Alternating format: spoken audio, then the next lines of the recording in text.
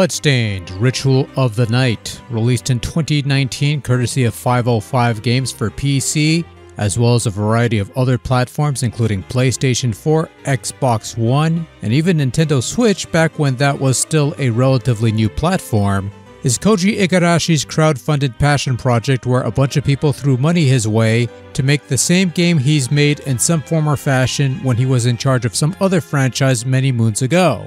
And I'll say this right off the bat.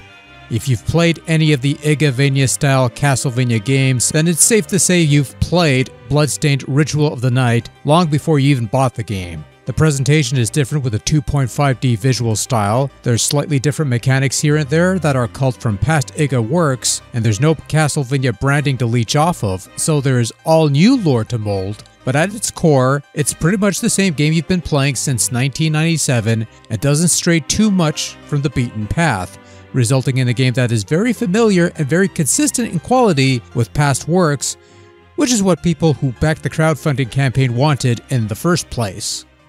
And give Igarashi all the credit in the world.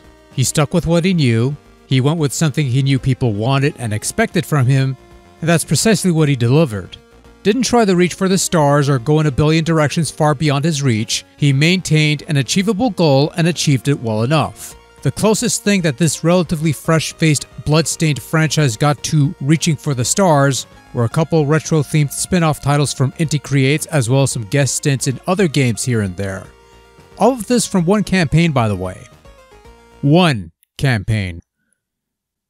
The same campaign which coined the term Igavania to describe the search-actiony style of play that has become his go-to trademark, and ultimately a term that I use in reference to his Vania output. And somehow Circle of the Moon also got lumped in there, even though Iga had nothing to do with that one, but I digress. Now, is all of that worthy of putting Igarashi and Bloodstained on some pedestal and offering worship like some divine entity because he made a game that was firmly within his comfort zone? No, not at all. I think the only people who would be disappointed in this game either expected this to be drastically different from the usual Igavania output, or they probably bought this on the Switch and thus had to deal with a number of mitigating issues in terms of the overall performance. Whether those issues have been resolved by this point, well, I think the people who bought this for the Switch would be in a far better position to tell you than I would. Personally, I went into this expecting the usual Igavania experience with some prettier graphics to fit the higher definitions of the modern age, and Ritual of the Night met those not-so-lofty expectations without a hitch. It might be a different franchise name, new characters and lore to follow and such, but the gameplay is familiar fare, and I guess we should dive into that gameplay, even though, really... yeah. Ritual of the Night has you assuming the role of Miriam, a shard-binding lady who kills monsters and absorbs their shards, which gives her extra powers and abilities to explore the shadows of the Hell House, or the Hell Hole as the game calls it. They probably should just called it the Hell House, better name I suppose, but I digress.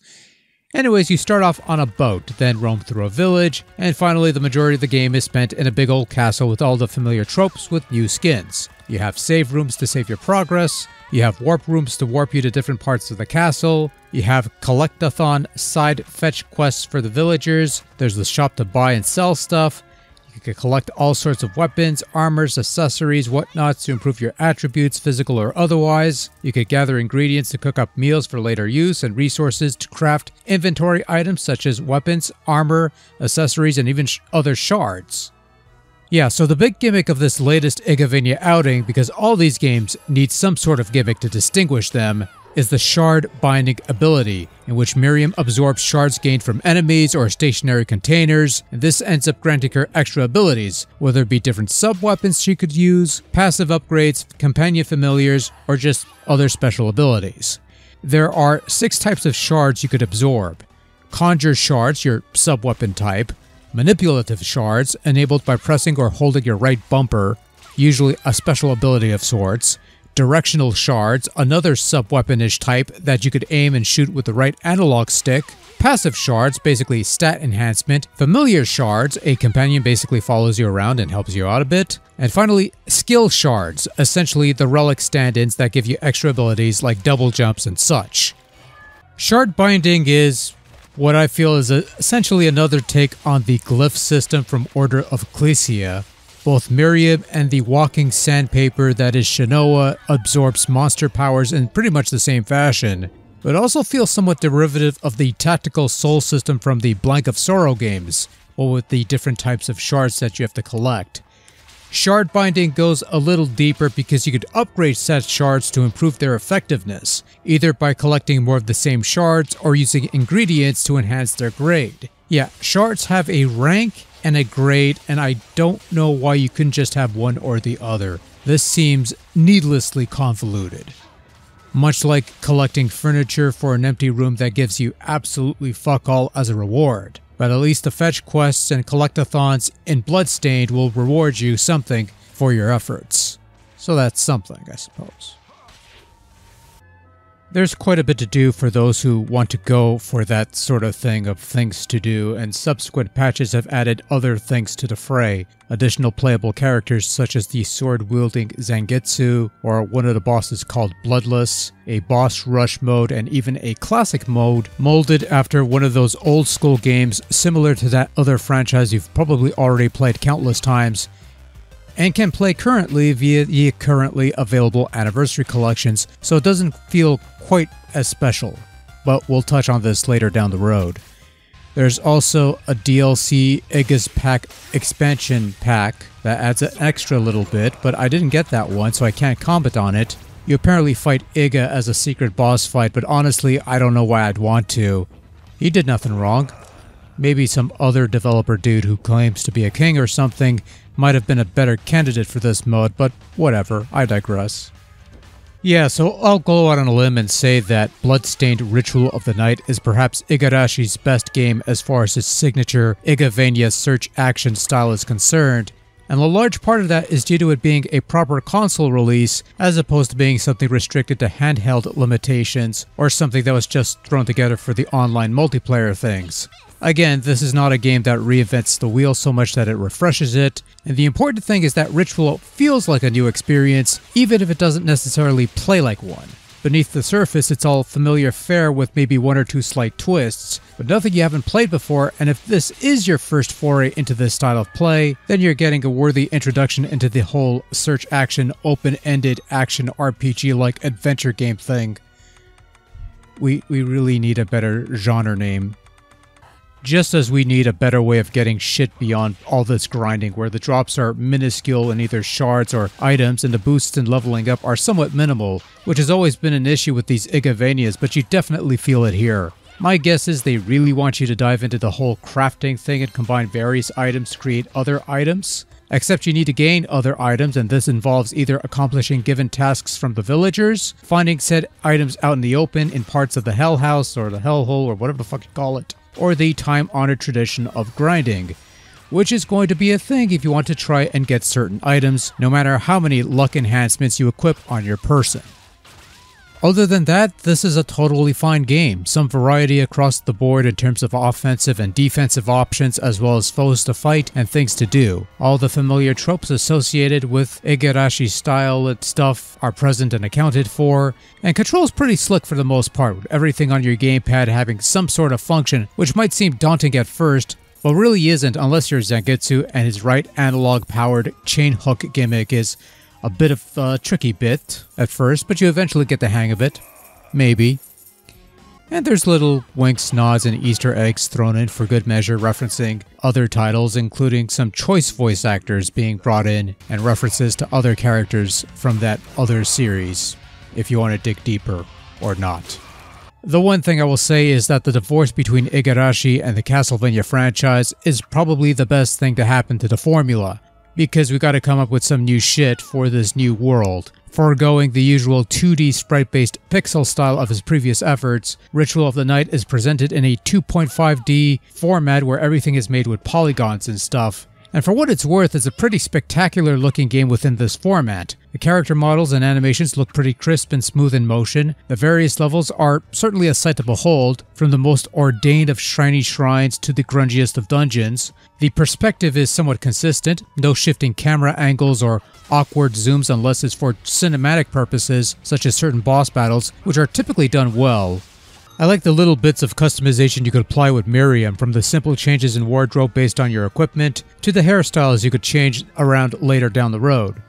If something like this had been done during the PS2 era, for example, it probably would have looked like crap. So doing this during this time when you had the hardware to make this style look good was probably a smart move. And hey look, the little mouths moves when the characters are talking. See, how hard is it to have your characters' mouths moves when they talk? And they didn't have to, since it's like mugshots during the text bits, but still, good job. Wish some other crowdfunded project with a big name producer behind it had similar foresight, but whatever. It's better than nothing, I suppose. The voice acting is not bad for what it is. Apparently, it's a who's who of vocal talent, including a couple of the original symphony cast being included. Don't ask me who's voicing who because I could never keep track, and honestly, I'm terrible with names in general, so whatever. But it's fine, it's passable, it gets the hokey story forward, and not much else needs to be said there. Sound effects are fine, not much to say there, pretty stock stuff. And the soundtrack, composed by the usual Igavania composer, whose name I don't recall, but I could probably slap on the screen if I can even be bothered to remember, but you probably already know her name anyway, so anyways. It's fine. Largely done in the same style of music as their previous soundtrack, so there's a nice variety of orchestral pieces, rock medleys, a couple retro-ish, chiptune-ish ditties, and some tunes being somewhat derived from, or perhaps inspired by, tunes in past IGA efforts. Surprisingly, nothing that really stands out, which is, I don't know, I mean, it's good music in general, but nothing that really sticks to mind long after the fact. I don't know, that 8-bit ditty that they used for the 8-bit room and for the classic mode, that's about it, really. I don't know.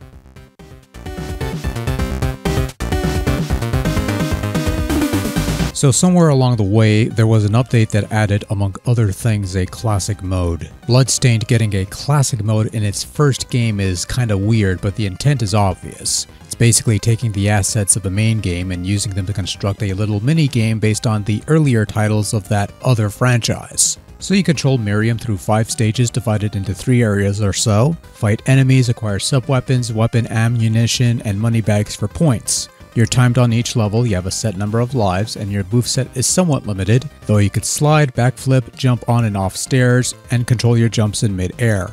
Inputting a certain code on this mode's title screen, you know the one, will enable a 1986 mode that further limits your ability, such that you play similarly to that other franchise's first game. And the game gives you 3 save slots and 3 difficulty settings to choose from.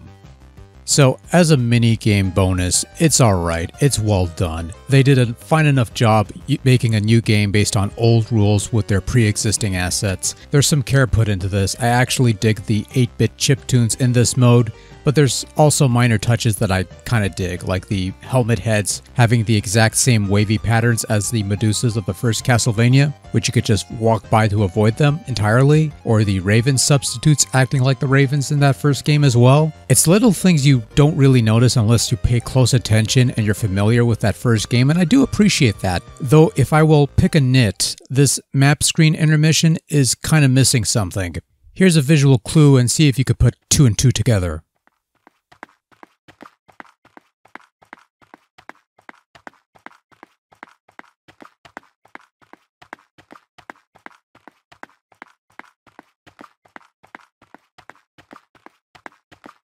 Look, as a side thing, I enjoyed it, and the fact that it's a free update that you can play whenever is much appreciated, but at the same time I wonder why this is even a thing, beyond being a stretch goal perk. The whole thing comes across as, hey, remember that game you used to play back in the day? Well, here's something like it, and for some people it's a neat little callback, and again, it's well done, but I look at this and I go, yeah, I remember that game I played back in the day, I just played it last week. This would have been fine if the thing it was aping wasn't already available elsewhere and you'd have something to scratch that 8-bit throwback itch. But the fact is, if I wanted to play old school Castlevania, I'm gonna play old school Castlevania. It's not that hard to get these days, and this feels a bit superfluous as a result, especially with the Curse of the Moon games out there. Still, credit where it's due, it's a neat little side thing, but that's about all it is, so...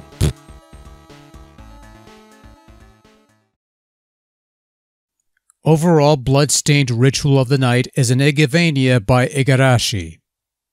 That should tell you everything you need to know about this game.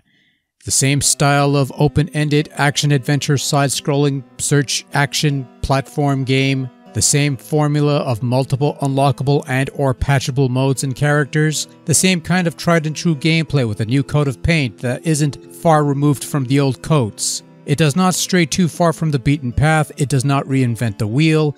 It is, as mentioned several times, the same game you've been playing since 1997. And that may sound like a huge, massive negative, but the one thing about these IGA-helmed Igavania games is the consistent quality. No matter what you think of the content or how it's presented or implemented, the core gameplay will always hold up, and Ritual of the Night follows that tradition quite nicely. Suffice to say that if you're a fan of the Igavania era of Castlevania games, chances are you've already played this multiple times over, and if you somehow haven't, you probably should remedy that post-haste. Ritual of the Night is perhaps the best that the man has delivered and is a more than worthy successor to that 1997 classic. But not enough for the pedestal of worship. Close but no cigar on that count. Goodbye.